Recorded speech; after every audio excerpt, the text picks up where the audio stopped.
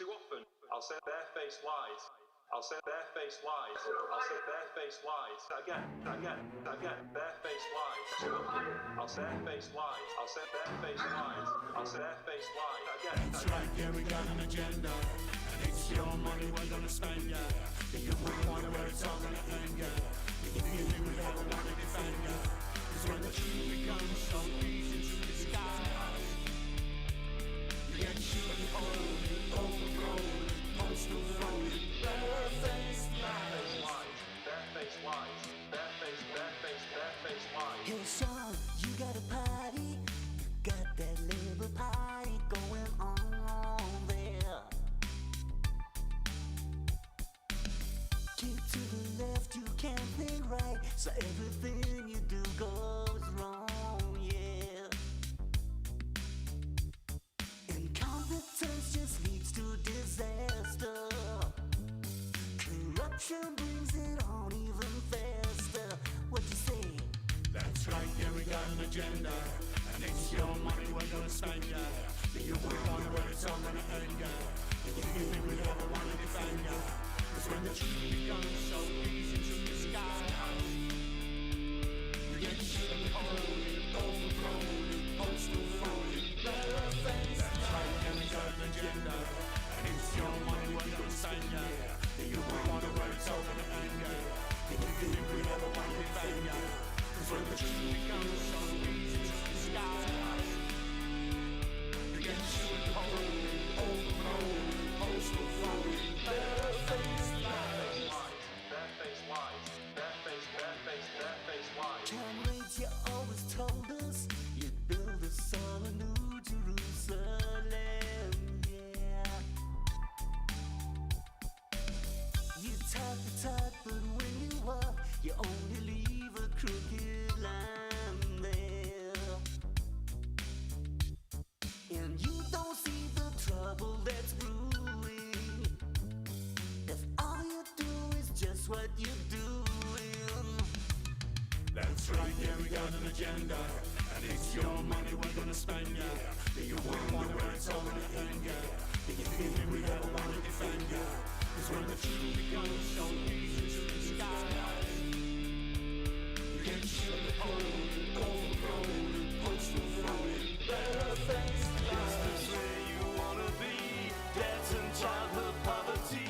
Oh, somebody set us free from this corrupt kleptocracy. Oh yeah. Barefaced lies. That's right, yeah, we got an agenda. And it's your money we're gonna spend, yeah. Think you wouldn't wonder where it's all gonna end, yeah. Think you think we ever wanna defend, yeah. Cause when the truth becomes so easy to disguise, you get shooting cold, overgrown, postal rolling, barefaced. That's right, yeah, we got an agenda. And it's your money we're gonna spend, yeah. Think you wouldn't wonder where it's all gonna end, yeah. Think you think we ever wanna defend, yeah. Cause when the truth becomes so easy to disguise, you get shooting cold, overgrown, postal rolling, barefaced. That's right, yeah, we got an agenda. And it's your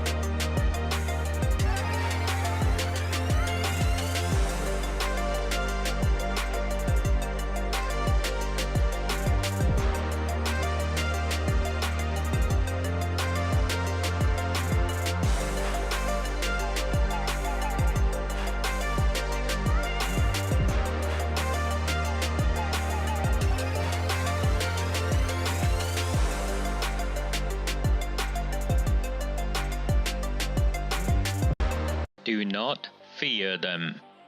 Do not fear any of them.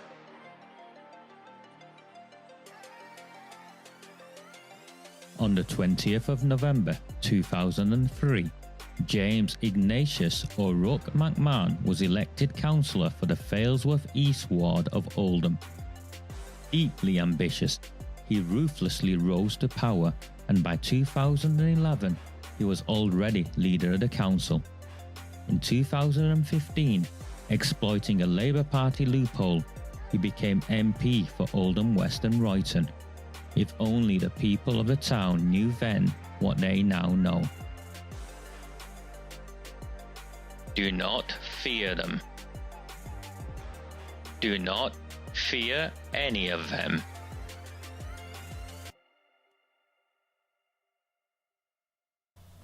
A very, very good evening. Sunday the 21st of December 2025. My name is Raja. I'm here. This is a Reticent 9 transmission. I'm just chuckling away reading some of your comments is what I'm doing. I have some good news for you, he says, looking at the bit rate on the screen. Apparently it's not going to be very good tonight, is what YouTube is saying. Well, maybe it'll get better.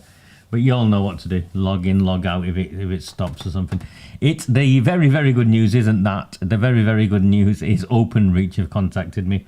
And on Tuesday, I am finally having fibre installed. So it's been a while with this internet, but we finally got fibre where I live, and I've clicked on it. So apparently they're coming and installing on Tuesday, which should hopefully solve our internet challenges. So let's see how that works. So that's a Christmas present for me. I'll just wait a moment to make sure this is working the best it does. You can hear me, and we will carry on. It's now saying excellent. Is it excellent where you are? Can you hear me? Brilliant. Okay. Before we talk about Jess Phillips, I've still got hair. Is the bit that I smile at, Julia. That's the bit I smile at. The fact that I've still got hair. I'm not sure about the dashing bit, but the fact I've still got hair is a bonus. Before we talk about Jess Phillips and this, well, you can all see it now. That's the best bit about what's going on. You all see it for what it is. The gaslighting, the attempts to deflect away from what the real issues are. And we'll talk about that. But before we get to that, I have something I want to share with you. It's best I bring it up on the screen. Maybe some of you maybe have read this or seen this story, but there's more to this story than meets the eye, and I've kept my mouth shut until it's reported on the BBC. And now it's reported on the BBC. We can talk about it because they've played their hand. I'll read it word for word first, and then I will go through it in the way I go through it. So this is a guy called Arkash Zafar. Now, going by what he looks like and the name, I would say these are Pakistani lads. These are your Kashmiri lads, Mirpuri lads, whatever you want to call them, yeah? He's one of them. Found guilty after girl 16 raped and exploited. I want you to remember that headline. It's not my headline, it's their headline. And that's a West Midlands police photograph of him. 4 men have been found guilty after a teenage girl was raped and sexually exploited. Arkash Zafar, Shiraz Nasir, Mohammed Nadeem, and Shaban Arif, these are Pakistani names, there's no doubt about that, were convicted for their part in assaulting the 16-year-old girl during a horrific ordeal, said West Midlands Police. Zafar and Nasir were found guilty of rape, Nadim of sexual assault, and Arif of facilitating travel for sexual exploitation. Police said the girl was assaulted several times by the group after being picked up in Birmingham before being taken to Denton, Greater Manchester. Denton is Tameside. It's just round the corner from where I live. That's where Denton is. So it's a trek away. Police said the girl was assaulted several times by the group after being picked up in Birmingham before being taken to Denton, Greater Manchester, and Walsall, where she was raped by the pair and other unknown men. Zafar and Nadim targeted the girl while she was waiting for the bus on Alum Rock Road in Birmingham. I'll read that line again. Zafar and Nadim targeted the girl while she was waiting for the bus on Alum Rock in Birmingham, with Zafar asking for her number. She declined and got on the bus. But days later, the men targeted her again and persuaded her to get in the car, offering her a lift to the city centre. Police said instead Zafar drove her to a secluded area where both he and Nadim sexually assaulted her in the back of the car. They picked up Arif, so these two guys sexually assault this girl in the back of the car, then they drive along and pick up Arif before driving the teenager to the home of Nasir in Denton. So we're supposed to believe, no, let me read it. Let me finish reading it. The girl reported being taken back to a hotel room in Walsall, where she was abused further by Zafar. So they pick her up, they abuse her, assault her, sorry, pick up this guy, the mate, and they drive the 300 odd miles, 300 miles to Denton, round the corner from where I live, and then drive back, do what they do there at this guy's house, where she's raped. So she's raped in this house in Denton by Zafar and Nasir. Does Nasir live on his own in his house? It doesn't say. Sorry, again, I'm getting ahead of myself. I need to pause and follow the story. The girl reported being taken back to a hotel room in Walsall, where she was abused further by Zafar. She was driven to Birmingham, where Zafar ordered a friend the hotel room key and to stay with the girl, but the friend declined. No mention as to who this friend was. Later that evening, she reported being taken back to the room where 4 other unknown men raped her one after another. West Midlands Police said Arif provided false information when booking the room, but provided his name, vehicle registration and driving licence, which later helped with the investigation. Officers said they were able to identify the convicted men involved through phone use, hotel bookings, vehicle and insurance details, and automatic number plate recognition records. Here are the other 3. Shiraz Nasir, Mohammed Nadim, nice Muslim beards there, lads, and Shaban Arif. So Zafar, that's the guy at the top, first of all, him. Nice specimen of a man, isn't he? Zafar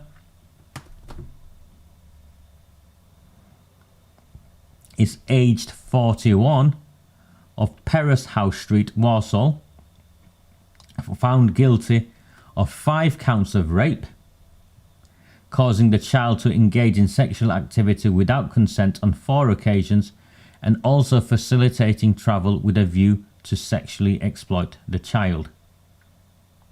Nasir, 40, of Fur Road, Denton, was found guilty of rape. Nadeem, 45, of Haltshill Lane, Walsall, was found guilty of sexual assault, and Arif, 42, of Holden Crescent, Walsall, was found guilty of facilitating travel of the child with a view of sexual exploitation. Detective Constable Stuart Garrett commended the victim for her bravery. He said, "This has been a complex investigation. It involved a number of inquiries working in partnership with other agencies and importantly support for this child. She is commended for her bravery. I'm so pleased with these convictions for her in particular. These males took advantage of a clearly vulnerable teenager. What she experienced was deeply traumatic. She found the strength to report this, and specialist child abuse officers worked extremely hard to identify these men, and in doing so have got justice for her." No, they haven't. No, they haven't, Detective Constable. All defendants have been remanded in custody and will appear at Birmingham Crown Court on the 19th of March 2026 for sentencing.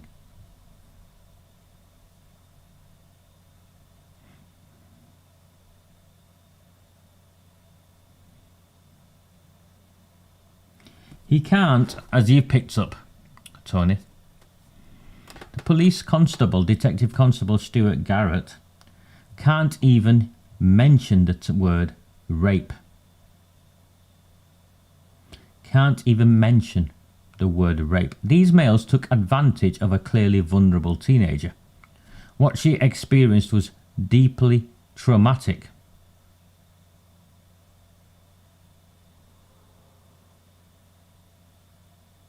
Yeah?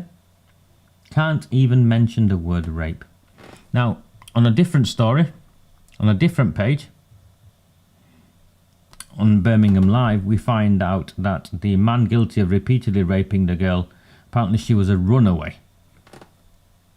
So she'd run away from home. So I don't know whether she was in care at the time or anything, but that's what the story is. She was a runaway.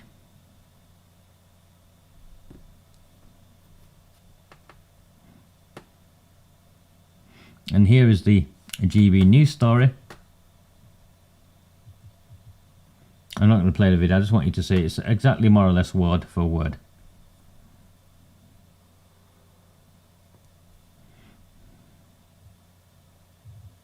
The victim did not know any of her attackers.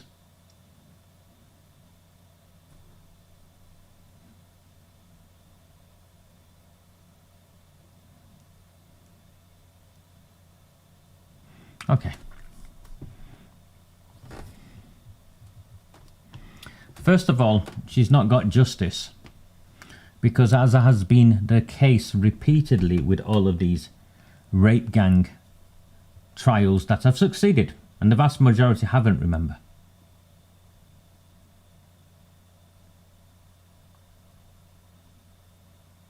Is that there are those that groom her, a child, those that facilitate in the rape and the sexual exploitation, so the trafficking, and they have, you know, dibs in the rape. And then there is the customer base. Here it's clear that the customer base involved at least 4 men. They were waiting for her in the hotel, and one after another took turns. And it's clear that those men had been waiting in that hotel because it was pre-arranged. Agreed? Not one of those men have been arrested, charged or convicted, even though the police claim in their statement how they used mobile phone records and so on. It is inconceivable that these men, Zafar, Nadeem, whatever, these men, it is inconceivable that these men did not know who they sold those children to. The likelihood is they would have been their extended family networks, the Bravery networks.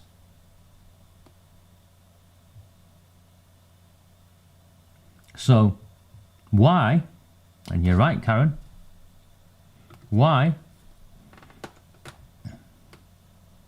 are the police not going after the customer base? Time after time after time, in every conviction I've seen, not a single man of the customer base, not a single individual who then paid to rape these children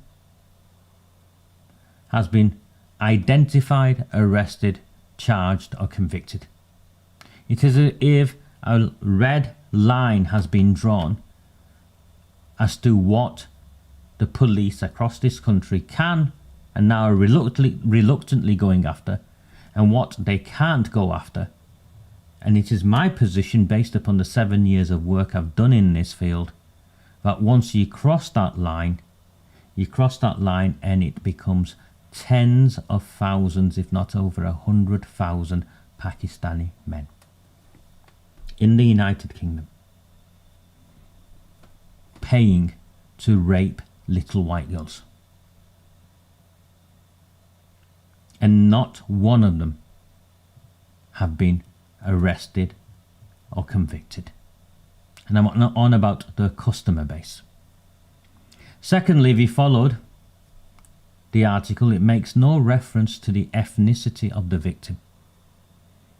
Nor does it make any reference to the ethnicity of the perpetrators, however we can ascertain that through the photographs and the names. Now, of course, the victim is allowed anonymity, and that's right and proper. This poor young woman's life has been ruined.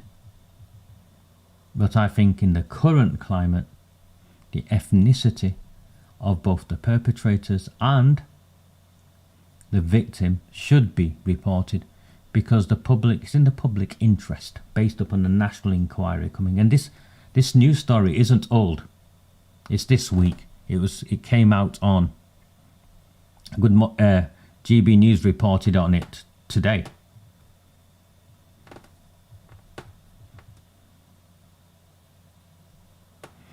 My experience of the DNA samples is that they lose the DNA samples.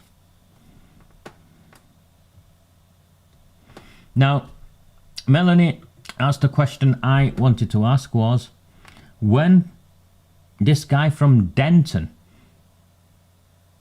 kidnapped and sexually assaulted this child before him and his mate, and the word kidnapped I think is appropriate, don't you? And doesn't look like they've convicted him for kidnapping. If you if you lure someone into your car and you kidnap them, you've not just raped and sexually exploited them, have you?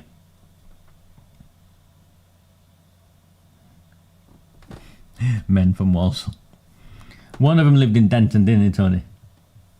And he says, the article itself says, they went all the way, drove the 300 miles to Denton, to his house where him and his mate raped this child. Who lived in that house? Did he live in that house alone? Did he live in that house with his wife? Did he have children? Did he live with his mum? Who did he live in that house with? There's so many facts in this story omitted on purpose by the police. That GB News, if they had been doing their job, or perhaps if they'd done the story after I'd done my story, would have reported on what's missing. Hello to my friends at GB News. Perhaps you'd like to ask GB News, BBC, whoever else, perhaps you'd like to ask, why on earth, on top of all the omissions that we've made reference to, and the bits they've whitewashed over, on top of all of those things, perhaps the BBC, GB News, all of you could share something with me. When did this attack take place? Yeah, come and have a look again. When did this attack take place? 4 guilty after girl 16 raped and exploited. You get the age of the girl, you get the 4 names. Police said the girl was assaulted several times, so you get the location, picked up in Birmingham, taken to Denton in Greater Manchester. How? She declined and got on the bus. But days later, the men targeted her again. Days later when? Last week, last month, 10 years ago? The girl reported being taken back to the hotel room in Walsall. When? Was the date? Later that evening, she reported being taken back to the room. Again, no date. No date. Police said they were able to identify the convicted men involved through phone use, hotel bookings, vehicle and insurance details. You get the names and addresses of the 4.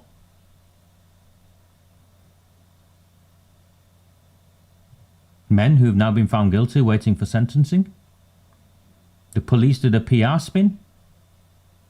The only date I get is all defendants have been remanded in custody and will appear at Birmingham Crown Court on the 19th of March 2026. So why are they not sharing the date with us? Or even the year? Or to say it's historical? I suspect if it's historical, they will have been involved in covering this up, and that's why they want to hide the fact that it's historical, as invade the authorities. But I genuinely suspect, for those of you who believe the rape gangs, the grooming gangs are historical, and this is a grooming gang, it's a far more brutal grooming gang, and I'll quantify that in a second. They've hidden the date intentionally because this is more recent.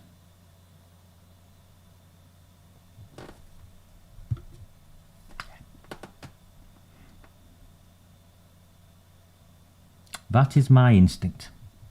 They've hidden the date because this is more recent. Which then means,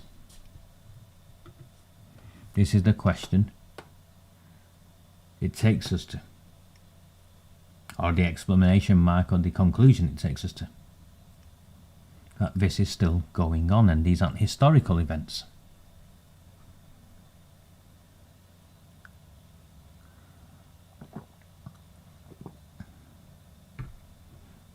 When I used to do work in a comparable field, comparable is a loose term, a different field, many years ago, I used to work with experts who'd work with drug offenders, serial drug offenders, and they'd be on heroin, crack, cocaine. And we'd look at it and what had happened, and I'd sit there and listen. And the story was always the same, Raja. They did not wake up one day and decide to take heroin and crack cocaine.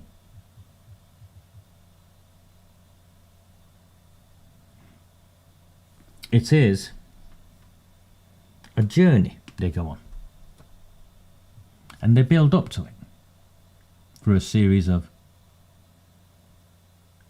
life decisions.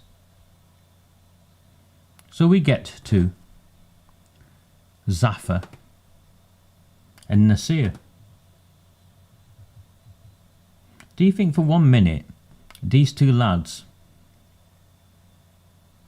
one's 40, 141 now, whatever age they were, do you think these 2 lads just pulled up the car and coerced a girl to get in?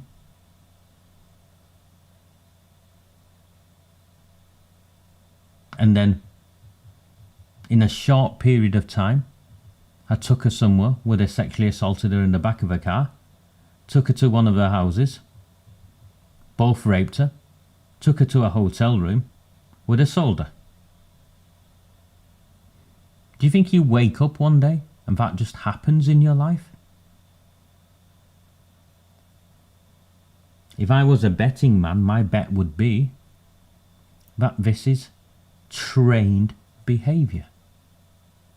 These are activities that these men have engaged in previously.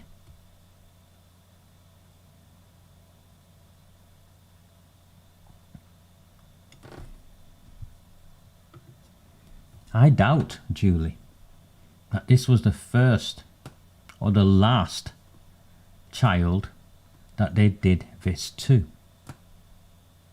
I doubt that very much.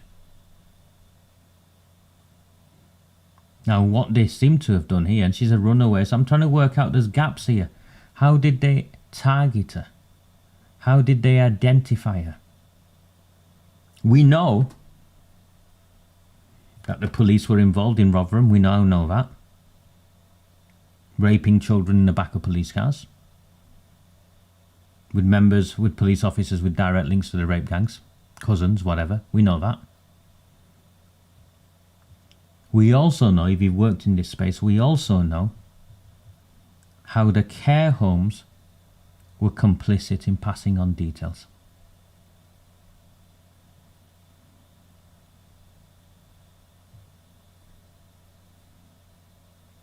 So, what? How did they target her? Was she in temporary care because she'd run away? Did one of the cousins from one of the care homes phone their mates up and say, here you go, lads, she'll be at this bus stop. Bit of fresh meat for you. And I explore all of these possibilities, not because I want to scare you. I have no need to do that. I explore all of these possibilities because the way in which this story has been framed and the omission of vital information throughout, including the year of when this took place, makes me think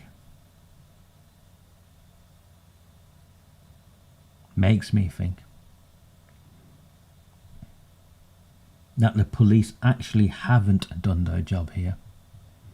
Because if they did do their job here, it would uncover something far more sinister.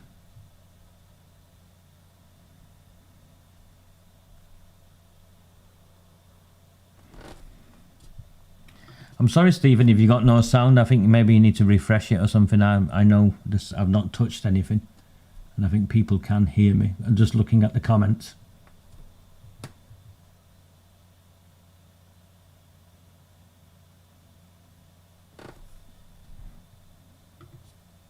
Yeah, Jenny, it's all connected and interlinked.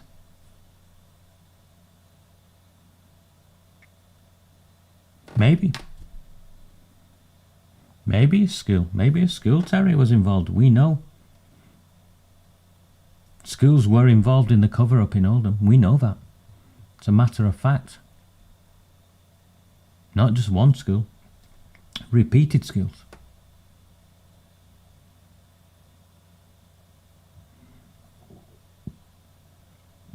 Now, the Warsaw and the Birmingham link is very specific because,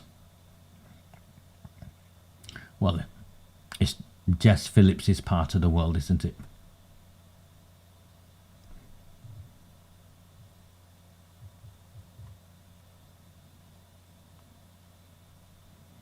And Denton is important to us because it's Tameside.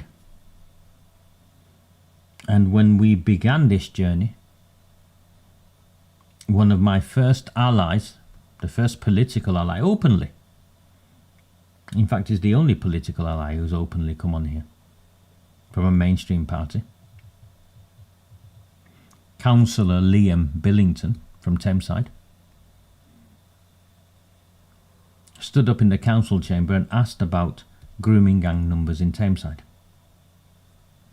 and the stats he had been given. The police phoned him and threatened him. That's right, isn't it, Andy Burnham? The police phoned a serving councillor who dared to legitimately question the concerns of Pakistani men raping little white girls in Tameside. He's a corporate parent. And the police phoned him up and threatened him. Now we know Nasir, or Fair Road Denton, was so comfortable with what was taking place. He's in Walsall kidnapping a 16-year-old girl and driving her 200 or 300 miles to his house in Denton, where him and his mate rape her.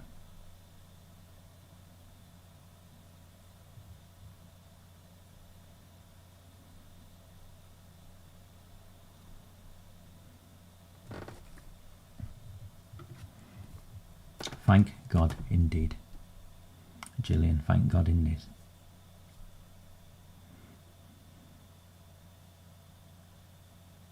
Yeah, I read it as 15. Don't worry. So, this story here should concern all of you.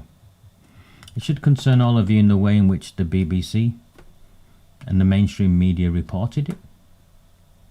It should concern all of you in the way in which GB News failed in any due diligence to scrutinise it. And it should concern all of you because the police and the courts are not releasing the dates, and there's no legal reason to say this, to hide that from you when they've released all of these details.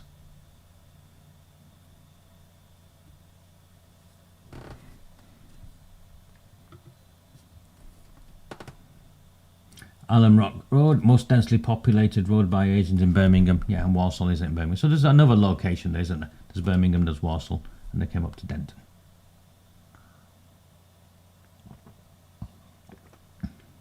What that proves is that these networks operated across county lines.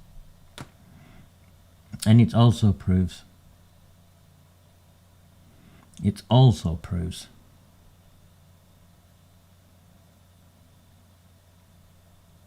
that these men had some form of connection that they won't disclose in this story.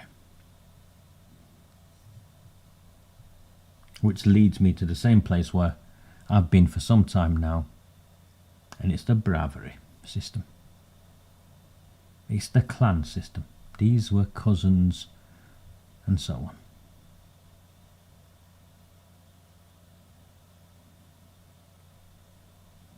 This story came out in the BBC on the 20th of December, so that's yesterday, 2 days ago, 1 day, yeah, yesterday. And if you go on X or Facebook, the usual people have jumped on it. Grooming gang this, that, but they've not stopped to scrutinise it, they've not stopped to analyse it, and they've not stopped to make sense of it the way we just have.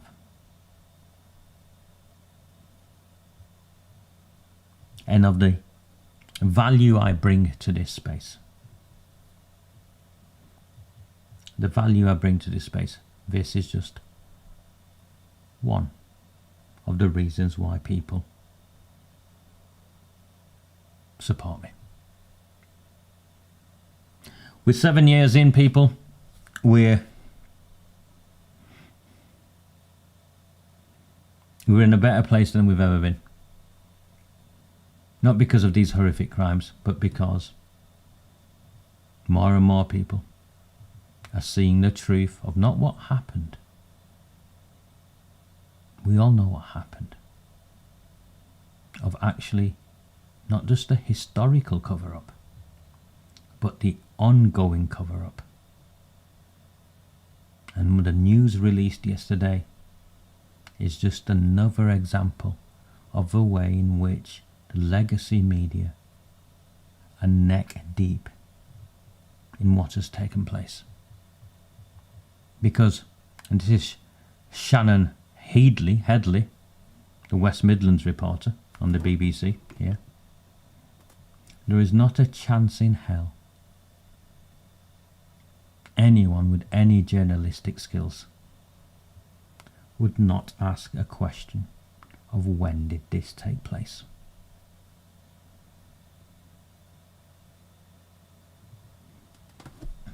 Kidnapped, by the way. She wasn't just raped and exploited. She was kidnapped first. She wasn't groomed, was she? She was kidnapped. She was just kidnapped off the street, people. There was no grooming process. This girl wasn't going to the kebab shop hoping to get some, a free kebab or a McDonald's or something, or some cigarettes. She was waiting to get on a bus. And they targeted her and kidnapped her. And the police and the CPS, for reasons they only know, failed to bring forward charges of kidnap. And the police and the CPS, for reasons they only know, failed to identify, charge, and take to court the 4 other men that we know raped her. The police refused to state whether these 4 individuals, I think 2 of them at the very least, this guy, Zafar, and his mate Nissa, whether they had any prior history in this.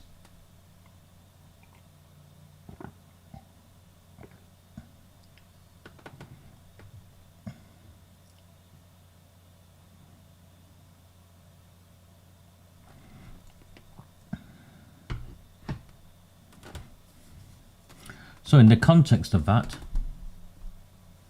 we have Jess Phillips and the entire machinery of not just the Labour Party, but the mainstream media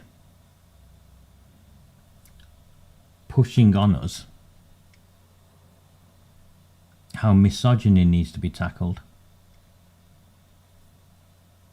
Andrew Tate somehow responsible, and it's white boys.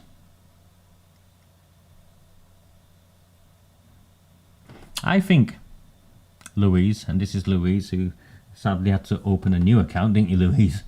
Because she kept pushing people to come and view my channel and my content. I think YouTube just got rid of you, didn't they, Louise? I think GB News did change direction after the interview with Shabana Mahmood, because they got it was a bribe by the government. Here's an exclusive, here's this, here's that.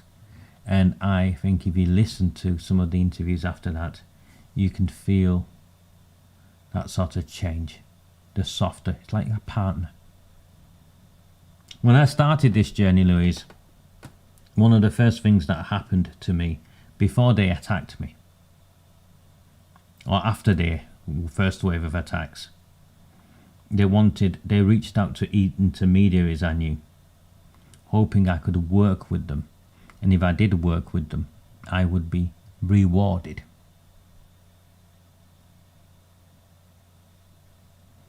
Of course, I have nothing they have that I want.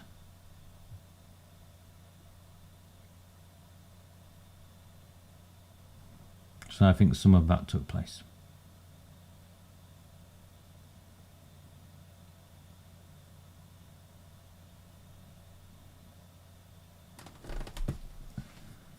let me play you a video. I'm going to just have a stretch. I am and just gossip for a moment or two. I am working throughout Christmas. Is the plan? I've got too much to do. We've got too much to do to have a 2-week break. I took a break from the lives last month, but you'll have seen I worked. I produced content throughout, so I'll be working throughout Christmas. And please do keep an eye out. There'll be a series of live broadcasts. Excuse me, prior to Christmas and before the New Year and immediately after the New Year. So we will do all of that. There's just too much to go through, and it's up to us. It's up to us to keep the momentum going. For those of you concerned about my health, you don't need to. I'm healthy. I'm okay. I'm feeling okay. I'm strong enough, and I'm refreshed. If I'm not here, it's probably because I'm having to or wanting to spend some time with my daughter. So that's all there is. How is there not thousands watching this? I don't know. I don't know, mate. I would imagine it's exactly that. Because what I do is I distill it beyond the, let's deport them all, or let's do this to them all, or that to them all. And I take it to a place where it's very analytical, it's very precise. And there's no hiding. There's no hiding from where I take it to. I would imagine that's why.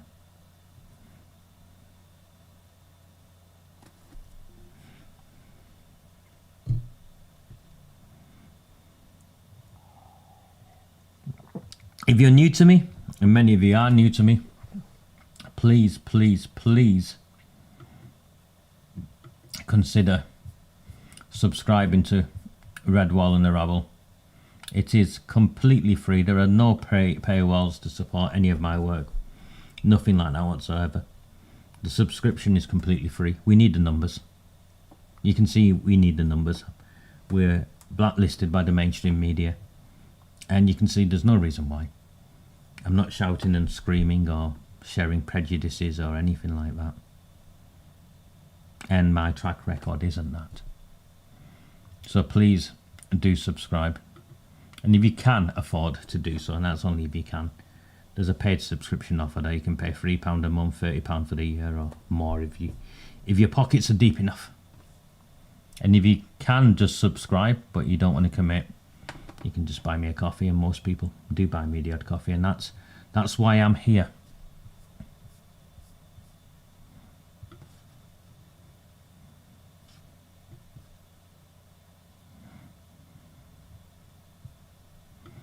Hello from Italy. I took my daughter to Florence this year earlier, and Venice. We had 2 little trips to Italy, and the hospitality was lovely. Thank you for the super chats. Thank you, Darcy. I saw it come up earlier. Thank you so much for the £20. And thank you, Lynn. Hope you have it. I don't know if you're on holiday or if you're here, Lynn, but I do look forward to campaigning with you in 2026. You will, for those of you who follow my work, you will know that this is just one aspect of the work we do. We take to the streets and we campaign. Not protests and marches or any of that. I mean, there's a place for all of that. I'm not condemning it or mocking it. That's not me. I'm a political campaigner.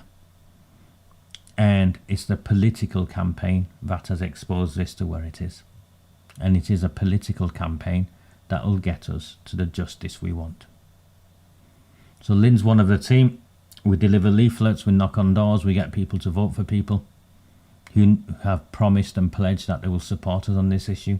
I have no party political allegiances. I just want to see the right thing done.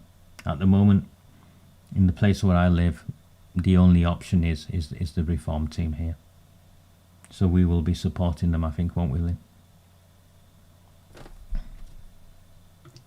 Thank you. Thank you for the super chat.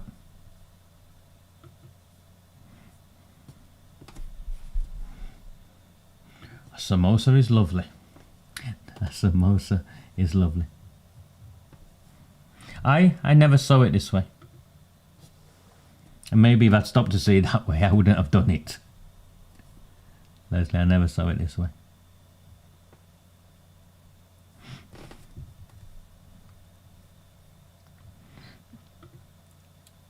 Why don't you come to Oldham and show me what the options are? I'm a pragmatist. I always said from the outset, we don't have the luxury of choice. We can only work with the options we have before us. Thank you. Thank you so much, Roy.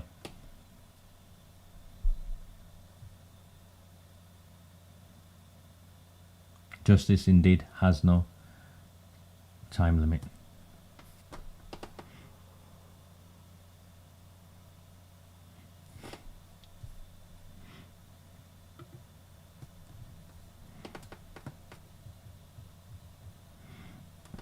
I'm afraid I won't touch Advance UK in Oldham, and if you follow any of the work in Oldham, you'll see why. There's a page that Ben Habib knows full well of. He's took pictures with the guy, a man called Paul Eric, and almost every day he's posting abuse about me, stirring lies. And his most recent one, I think someone sent me, was he's promoting the local Pakistanis, sectarians, on what's promoted as an Advance UK supporters page, with a picture of him and Ben Habib together, so Ben knows who he is. And the latest is the Pakistanis are somehow the ones who have been fighting against the grooming gangs. So it's not for me.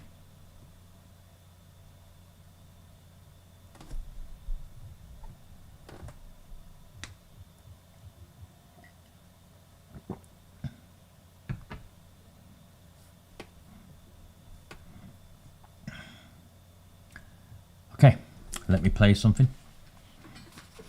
and then I will talk about it.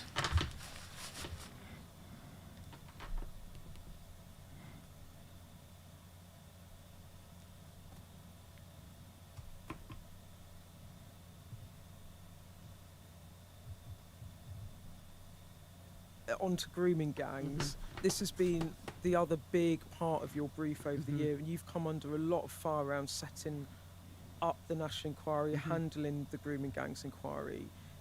Do you feel some of that criticism has been justified, or do you feel aggrieved by that, or something in between? Yeah, I mean, it's always more nuanced, isn't it? Like any criticism is justified and should be, like, I mean, that's not actually true. Not any criticism is justified. Any critique that comes from people who have been harmed is something that you should listen to, regardless of whether you think it's right or you feel like that doesn't. Like, it's my job. I've spent my career with people who have been victims of the worst, most traumatising crimes. I've had people try and punch me in the face in the line of my work. I've had people literally spit in my face when I was trying to help them. So, look, I think you have to look at, like, why people might react to a service or an institution like that, and the institution has to ask itself the questions, not the people. It's for us to listen to that. But all I can say is my only motivation ever throughout it all was to get the right outcome, and that is that we set up something that finds the truth but also changes the future. The changes the future bit is always the bit that I'm most obsessed with. How can I change the future, not just and sometimes you need the past, and you need a proper look over the past to do that. But also, we mustn't only focus on the past. You know, Fiona Goddard was abused by an organised street gang in Bradford. She quit her role on the victims panel. She called for your resignation. As a campaigner, before you came into government, you've always been on the side of victims, and you campaigned for victims.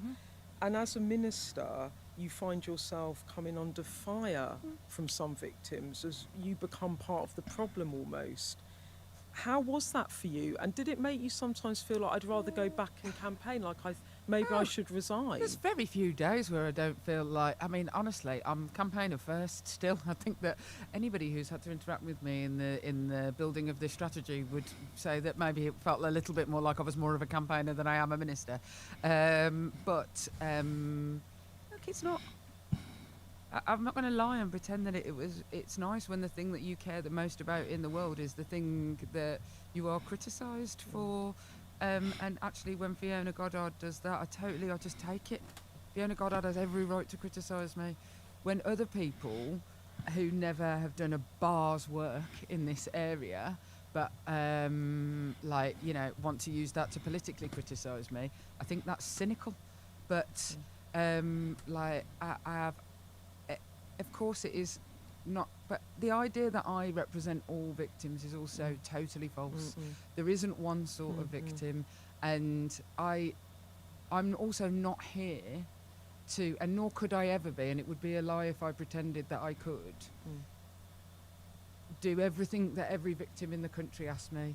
So Fiona Goddard said those things very, very publicly, as is her right. And look, I would tell any victim to campaign and use every platform you could ever find and sing from the top of your voice.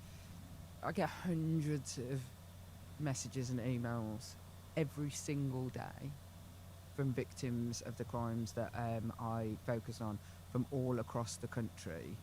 Just because I have worked in this field, the idea that suddenly, I have to say, one of the things that I think has been hardest about this process is that I am held to a different standard to literally everybody else. Now, of course, I should be held to a different standard because, let's be honest, Beth, I'm better than most people who've had my job before because of my experience. Why do you feel you're held to a different standard? Because, I think that for a lot of people, when I came into the job, I think that people are wrongly, because politics has sort of become a little bit like, oh, bang, crash, let's, everything can happen really fast. Expected everything to change overnight. Did you find it personally quite hurtful then? No, I didn't find what Fiona said hurtful. I think that she feels hurt, and that's more important to me. What I find is the press attention of it to be difficult and sometimes a bit distracting. So, like when Elon Musk actually, when he had a go at me, everybody was talking about it. And yesterday, we launched the biggest investment ever in child sexual abuse therapeutic support. And where's the circus? Where's the circus that all cared when Elon Musk was having a pop at me? That I find, but do you know what? Then saying that they care. So when he's calling think that you, the media is much more interested when someone's having a go at me than when we are actually delivering for child sex abuse victims. And that I want to have the bloody. I sound like Trump, don't I? Having a go at the media. Jess, Elon Musk waged this awful and actually not quite dangerous online campaign against you a year. It's nearly a year ago. He called you a rape genocide apologist. You had to have police protection. The Prime Minister came out to publicly condemn him. It was very noisy, it was very unpleasant. But his supporters would now say, yeah, but we now have a national inquiry into grooming gangs. Well, his supporters would say that, wouldn't they? Well, what do you say to them? I say that that's absolute rubbish. It's got nothing to do with Elon Musk. I mean, a long con, wouldn't it, that I dedicated my life to supporting victims of violence so that one day maybe Elon Musk might come along. Also, I think Louise Casey might have something to say about whether Elon Musk is the reason why we have a national inquiry. Elon Musk supporters, I've got to say, are not the people whose views I'm particularly troubled by. We had made it a manifesto commitment to halve violence against women and girls in a decade. I didn't need pushing. It was going to be done. You're obviously still living rent-free in Elon Musk's head. Am I? Because I don't go on his platform anymore, so I don't know. You don't know, but in September he reposted a clip of you in the House of Commons where you said, I would be lying if I said over the years I've not met girls who've talked to me about how police were part of the perpetration, not just the cover-up. He then wrote attached to that according to Phillips, some members of the police in the UK participated in the gang rapes of children, Have they been prosecuted? Why did Jess Phillips try to block this official crime? She should resign in shame.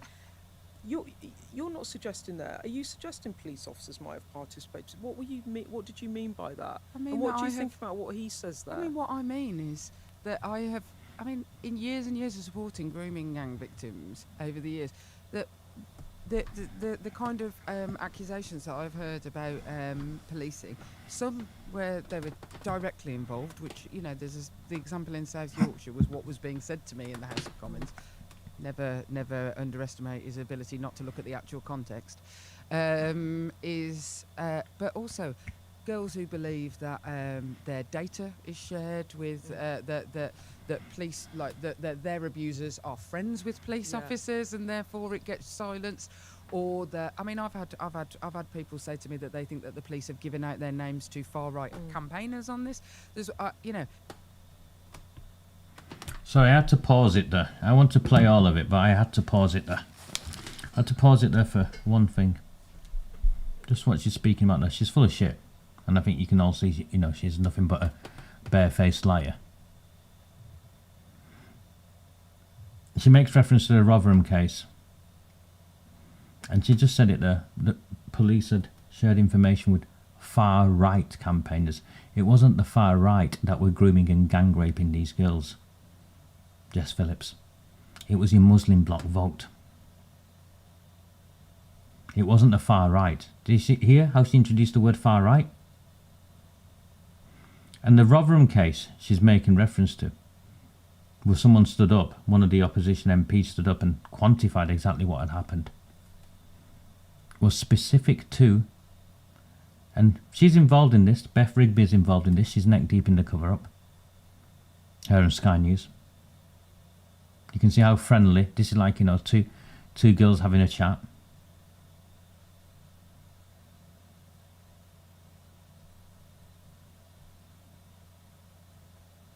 C was brought to attention in Parliament that police officers in Rotherham were raping little girls in the backs of police cars.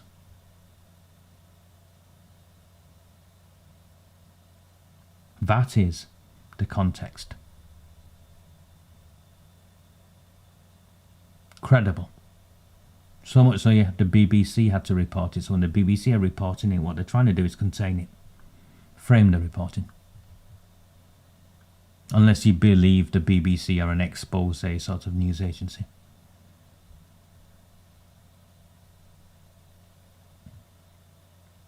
Yeah. And it's all me. And Elon Musk didn't do this and it was her working the grooming gangs. The facts again are that Elon Musk picked up on a letter that she sent Oldham Council, refusing Oldham Council, and we'd campaigned for 6 years at that point, refusing our request for a public inquiry into the cover-up of the gang rape of our town's children. It took us 6 years to get the council, forcing the council to send that letter. She sat on it for months, rejected it, and it was on New Year's Day last year that I released that letter. And that is the sequence that triggered Elon Musk's intervention. And without Elon Musk's intervention, because in the end, as I keep saying to all of you, this is about numbers. Without Elon Musk's intervention, the government would not have reacted and responded. And when they reacted and responded again, contrary to the revisionism and the rewriting of history by Jess Phillips, the lying scumbag, she blocked the inquiry in Oldham. And then in January, when her and the Home Secretary at the time stood up, they tried to force on us, or bribe us, or manipulate us with 5 local inquiries with barely $1 million or $2 million to support them that had no statutory powers. And it's because we called it out, and then Rupert Lowe launched his own independent inquiry, which actually isn't going to do what we need it to do, but it did what it needed to do, where it was maintain the pressure. And what I mean by that is it doesn't have statutory powers. Can't go after the evidence. And Elon Musk kept it on in the public sphere. We kept it on the public sphere. Charlie Peters, I've criticised GB News, but to Charlie Peters' credit, he kept it in the public sphere. And collectively we forced the government, and the Conservatives did as well, late to the party. And for their own reasons, no doubt, but still, they contributed. And together we forced the government to do a U-turn. He was on his way up to a plane somewhere else, wasn't he? When Yvette Cooper then had to come into Parliament and confirm the national inquiry. It is the numbers and the lobbying that did that. She was denying they existed.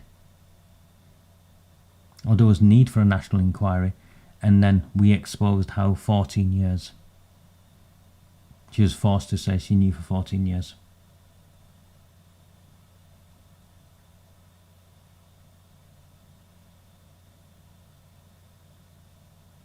So there's context here that the pair of them, they're not even glossing over, they're completely rewriting.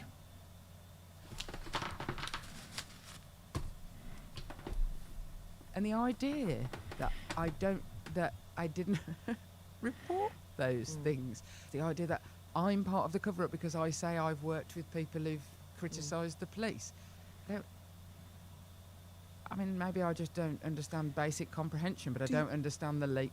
I guess part of the point about the grooming gangs inquiry, and we talked about this when we did an interview with this nearly a year ago, was that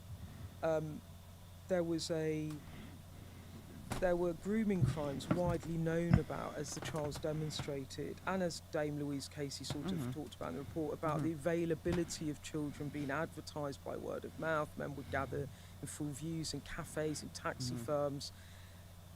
And then there were a load of people that knew about it, but they didn't do anything about it. And we've talked about this, that no one's been prosecuted. Like, the perpetrators have been prosecuted, but the facilitators, all the people that just turned a blind eye, there was a conspiracy of silence, haven't they? Could be local politicians, they could be in the police. Number one, how frustrating is that? Because how can victims get justice if they think that people that were meant to protect them didn't? Can I just say, And it's not just frustrating, we have made it illegal. Yeah. So we are passing the legislation to make the reporting of sexual abuse against children mandatory. And if you take part in a cover-up now, that will be a criminal offence. Like that law is a law that we are currently changing. So but I can't undo. The law is not retrospective. So I'm going to share this in a moment, but she's a liar. She's just caught out there, and they're rewriting and trying to frame what we can do. They've changed the law. The law is not retrospective, so we can't go back and charge and convict people for crimes they committed when the law didn't exist for them to be charged and convicted. Of course, the law did exist, does exist. And we will see. If I have my way, if you have your way, we will see Jess Phillips put on trial for her role in the cover-up of the grooming and gang rape of our nation's children. It is whether we can secure the numbers we need to lobby those who want to go in the government next. All this is about is numbers. And as you can see, we just don't have the numbers. And as you can see, someone's just posted, one of the reasons we don't have the numbers is what I do and the way I do it, in a very calm, methodical, systematic, sustained manner. Despite that, I am blacklisted by every one of the mainstream media channels, including GB News and Talk TV.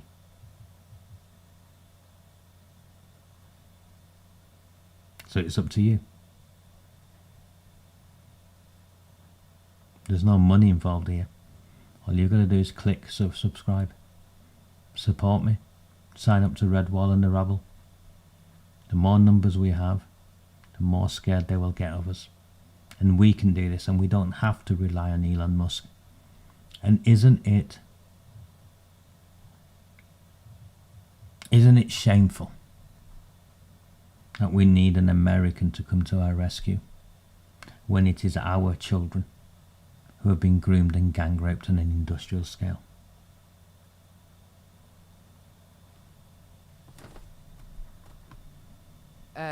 This law should have been passed a long time ago. Do you think there's a way through this inquiry that people that were partly responsible for that they are actually brought to account properly, legally? Yes. Oh, no, I mean, look, the terms of reference are currently being are with the chair, and it's up to the chair is undertaking a consultation on the terms of reference. But the draft terms of reference worked on with ourselves and with groups of victims. I have to say, one of the things in the terms of reference is that it will look into those exact failures and seek to hold people to account in public offices, certainly, that should have done better. Health services, social services, police forces.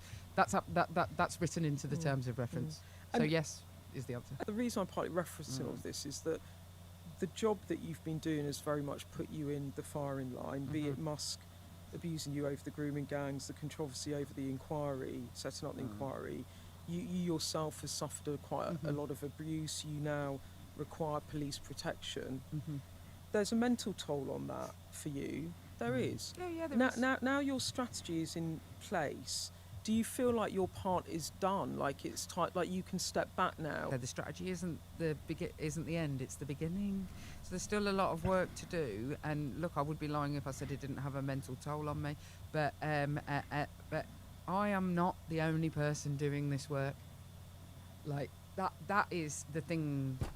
This isn't all on how me. many ministers have to have police protection? I mean, more than used to, but not all, I'd say, is the answer to that. The point I'm trying to say is it's kind of affecting how you live your life. Oh, it does affect how I live my life, but do you know what? The upside is greater. The outcome, the upside, it's better. It's worth it. It's worth it, Beth. So, like, yeah, it takes a mental toll on me, but luckily, I'm quite Dales.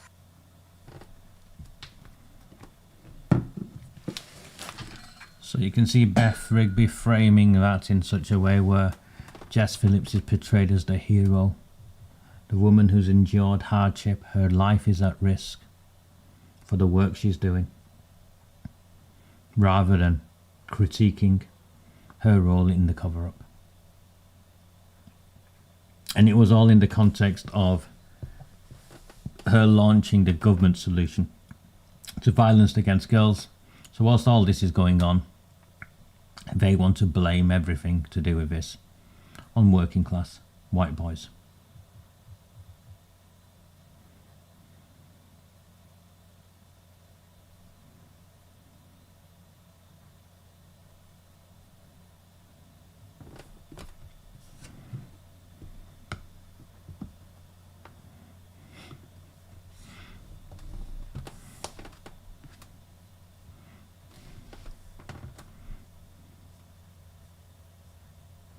Girls were gang raped. The authorities knew. The authorities delayed. And they chose reputation over protection. Personal gain over protection. And we're not talking about authorities, are we? Institutions, as Jess Phillips made reference to. We're talking about individuals. Institutions don't make decisions to ignore the gang rape of children. Individuals make those decisions. And years later, only as a consequence of what we've done, the government's response is to lecture white boys about respecting women, while surgically removing every topic that explains why respect collapsed in the first place. On a long list of who is responsible, little white boys as young as 11 will be far down the list of who needs educating. What Phillips is now proposing is not education. It is institutional self-exoneration.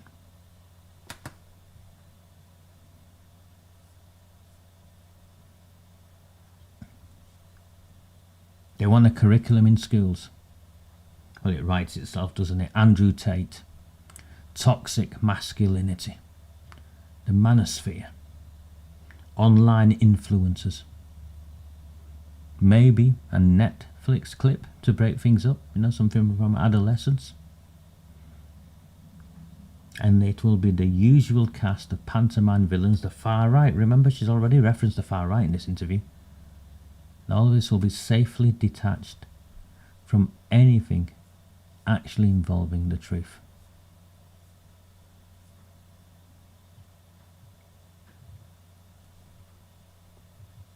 There'll be nothing about policy failings.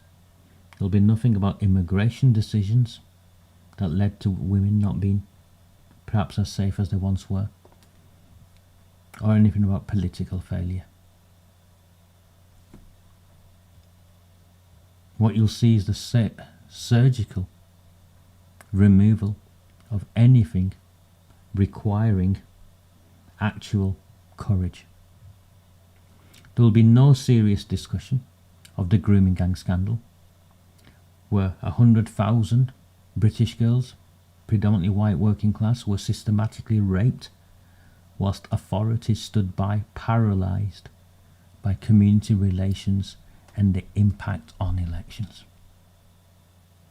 There will be no mention that victims were told their abuse was justified, that white girls were kuffars, trash, or just outright, and I think it's the Home Secretary's terminology I'm going to use now, white slags, deserving punishment.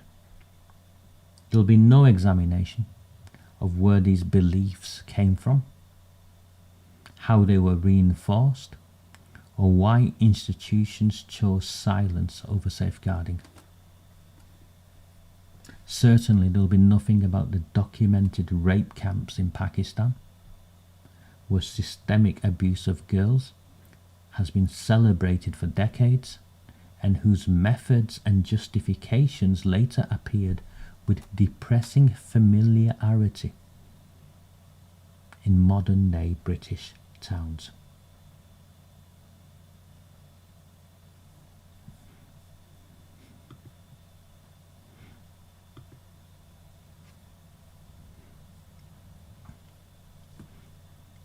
This is, it's not just about ethnicity, is it? And it's one of the reasons they struggle with me.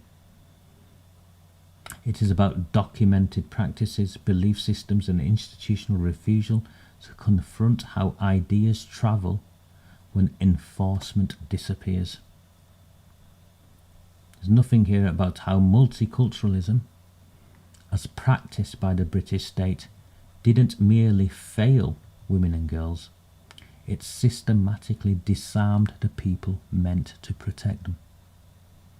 Universal standards were quietly abandoned, enforcement became selective, fear replaced duty.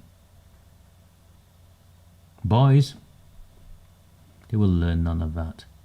They will learn that misogyny is an online problem, something that happens in the comment sections, perpetrated by influencers with no connection to policy failure or institutional cowardice. Misogyny will be because they watch porn, rather than an examination of how the institutions created the conditions for industrial scale abuse.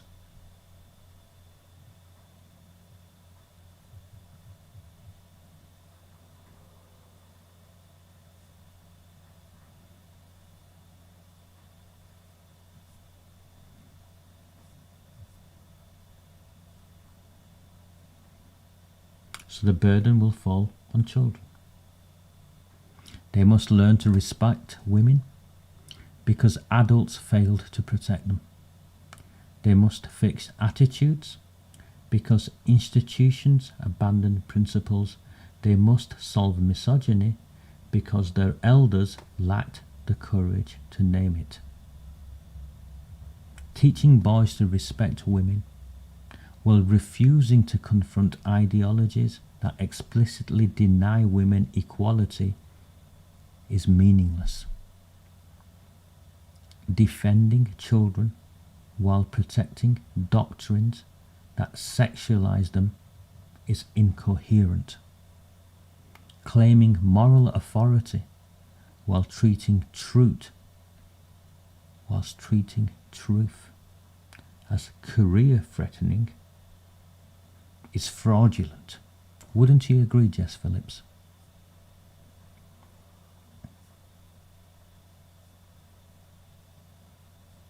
We've got a year that started with the government being exposed for its failures to protect little white girls from gang rape by Pakistani men. The government ends this year by blaming little white boys for what happened.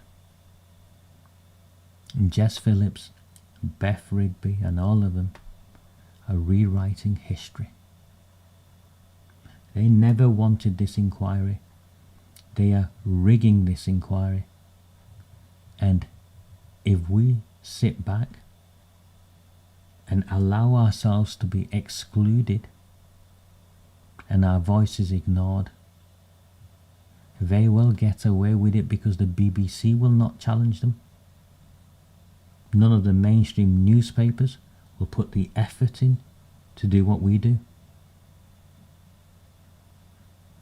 And no, the opposition politicians will go back to where they were because the only reason they speak out is not because they suddenly have discovered the sense of morality. It's because they've seen the millions of us that are outraged by what took place. So it's okay. Yes, there are votes in it. There were votes in it when they covered it up, and there are now more votes in it for holding those responsible to account. The law exists for Jess Phillips to be prosecuted. It's called misconduct in public office. The imprisonment, maximum imprisonment, is life in prison. The laws already exist.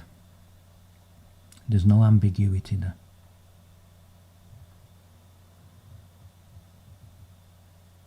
Yet, did you see a single politician stand up and challenge this? Did you see a single mainstream media, newspaper, legacy media, journalist? Did you see any of them?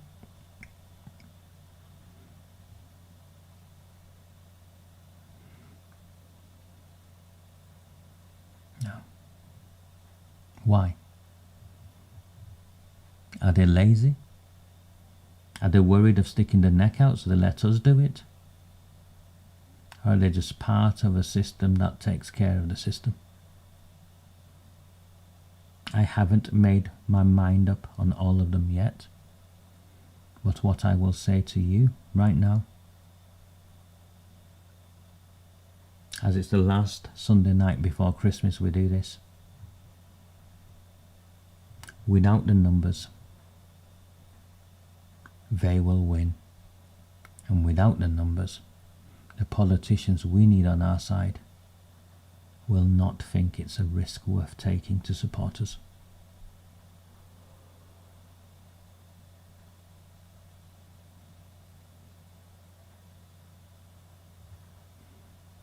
I hope you found value in the last of the Sunday nights before Christmas. I will do another one or two live transmissions, I think, before Christmas. So do look out for them. I don't know when exactly, but I will do another one or two. There's a couple more I want to do. Some more information I want to share with you. Please, if you found value in the work I do, at the very least, sign up to Redwall and Rabble. It's completely free. And I just want to take a moment to thank each and every one of you, the 5 or 6 of you who sent me a super chat. Thank you so much. Or sent me a samosa over. Thank you. Thank you, Denise. Thank you, A.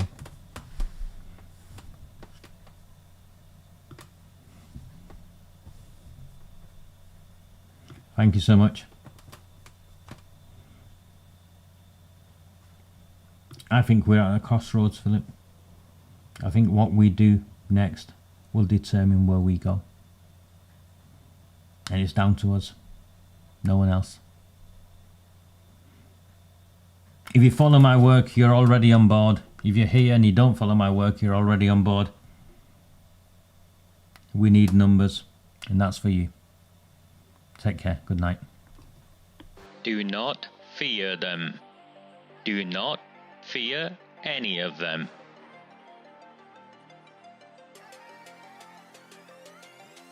Do not fear them. Do not fear any of them.